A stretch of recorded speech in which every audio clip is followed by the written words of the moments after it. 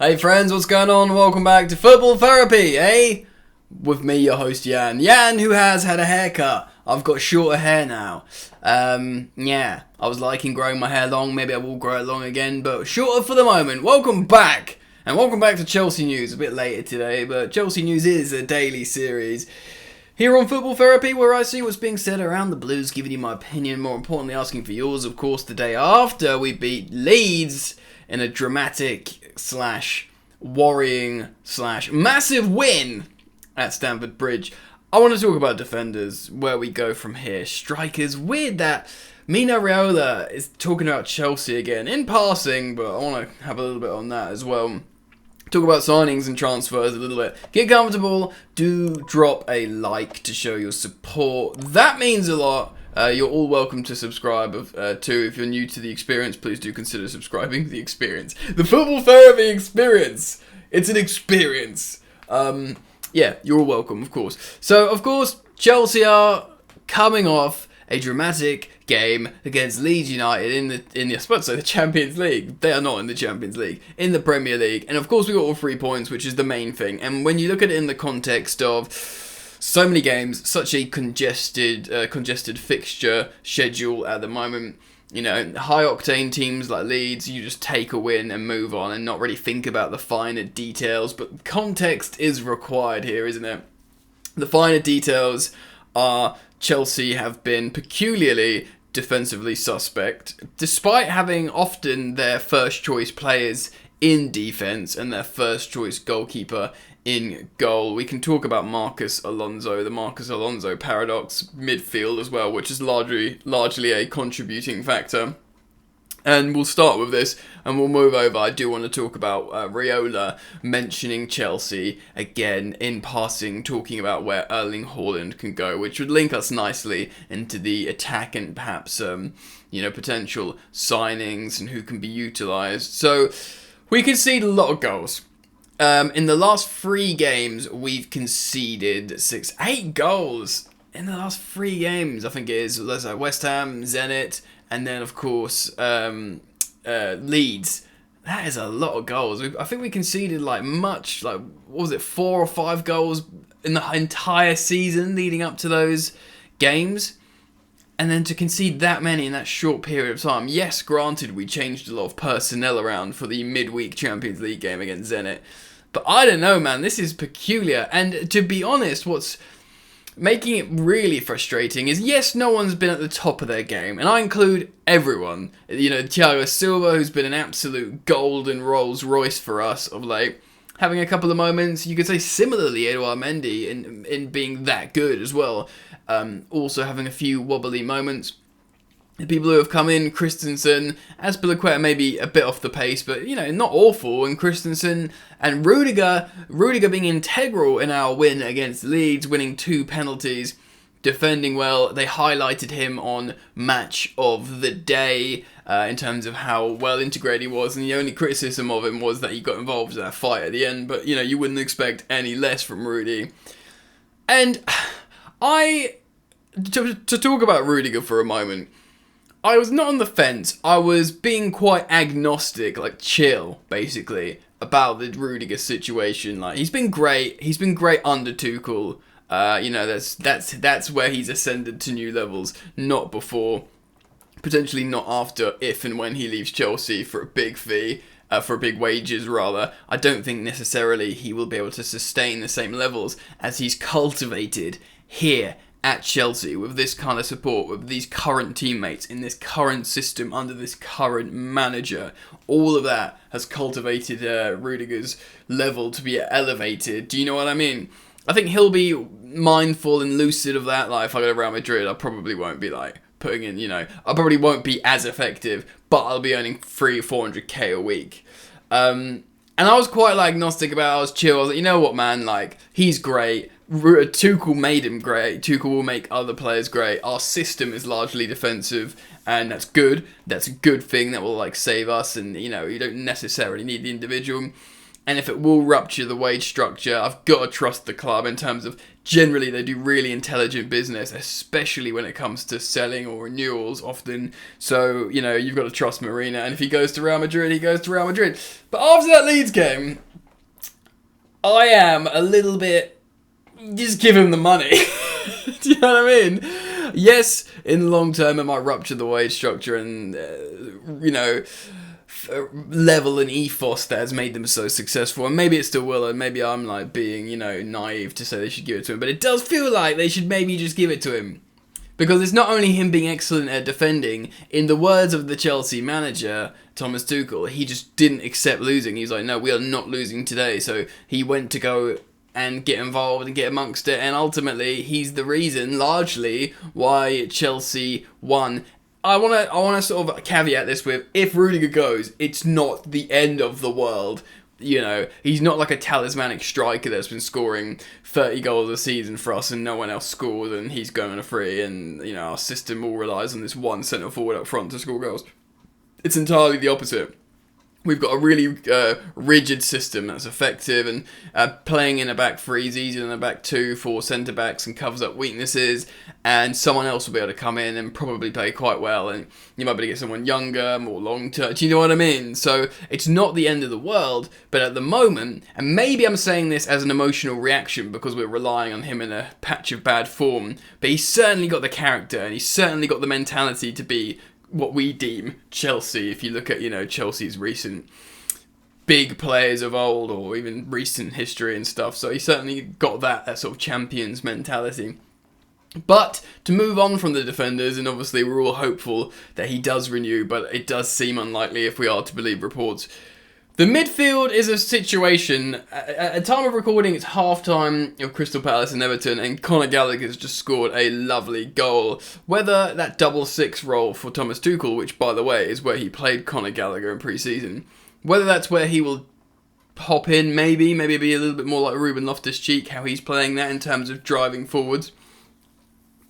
We've got plenty of midfielders. Billy Gilmour looked excellent against Manchester United, of course. Norwich suffering a 1-0 defeat at the hands of Man United, courtesy of a penalty which was given by VAR. So do you know what I mean? Like, Billy Gilmour, Conor Gallagher, we are still being linked with the likes of Declan Rice, which of course would be a top-tier Galactico level signing. Thomas Tuchel, and more notably, Petr Cech is a big Tchouaméni fan, so they're still being linked to him. And I think midfield's a big problem. I think we've got 3 elite players. I don't think Ruben's going anywhere now. Ross Barkley will probably go. Saul Niguez will probably go back to Atletico, and I think maybe we might bring one more in, and possibly not if Conor Gallagher is brought back and trusted. So I don't think Chelsea will look to buy a midfielder in, say, January. And maybe not even the summer, depending on how things go.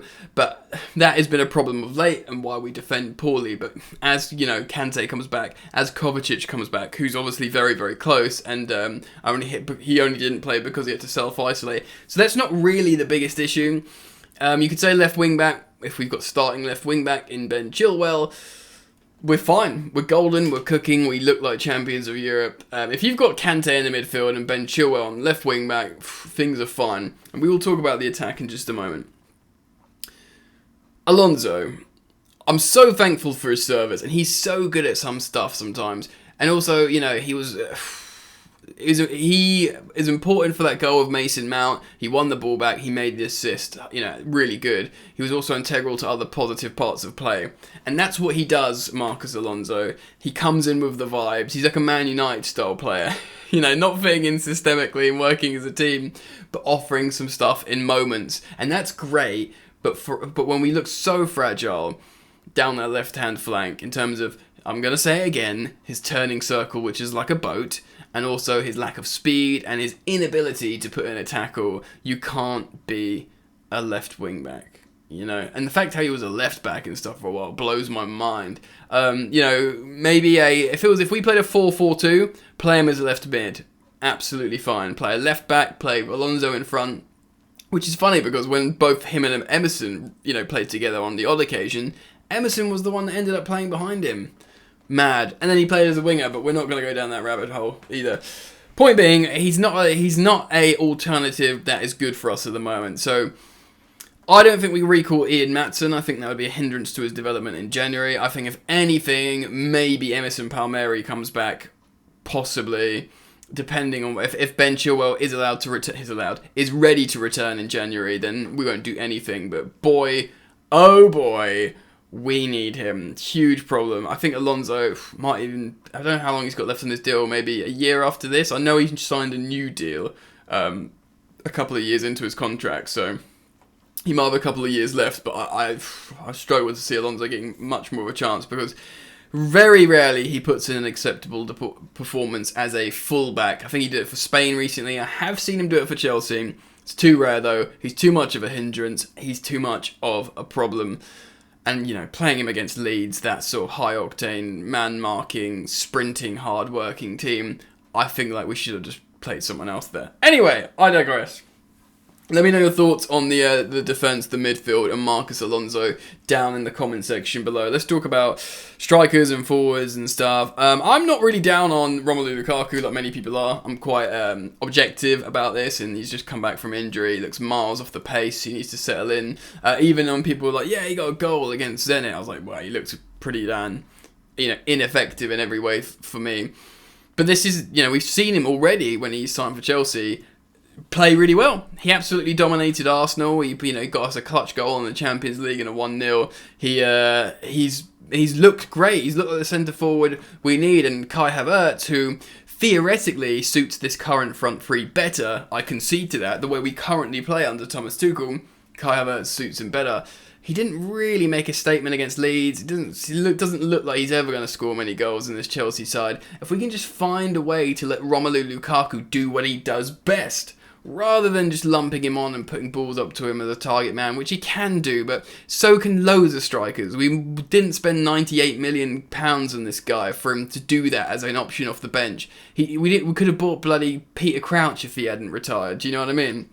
Yes, he's probably the best player in our squad to do that, but that's not why we bought him. We bought him because he's great at running into spaces. He's great at running down the right-hand flank. He's got an amazing turn on him. He likes running in behind to play on the shoulder, and he does like to combine well and, shoot at the near post and win headers and combine with the other forwards, and we're not giving him a chance to do that.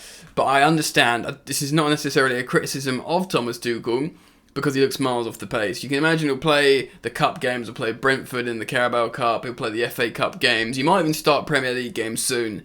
But, it's a problem. In terms of attack as well, loads of stories of being linked, of Pulisic being sold, Ziyech being sold, Werner being sold, Chelsea legitimately having a sort of seemingly quite profound interest in Federico Chiesa of Juventus, who of course is a very exciting and attacking player. I do want to talk about this, it made headlines, so I wanted to talk about it in Chelsea news.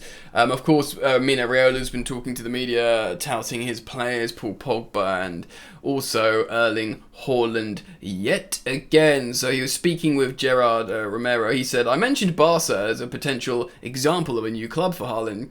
It doesn't mean he'll go to one of the clubs I mentioned yesterday. I can mention many other clubs for Haaland. Real, Barca, Atletico, Man City, Chelsea and Liverpool. Of course, not mentioning Manchester United. He was making a lot of veiled digs in here at them recently.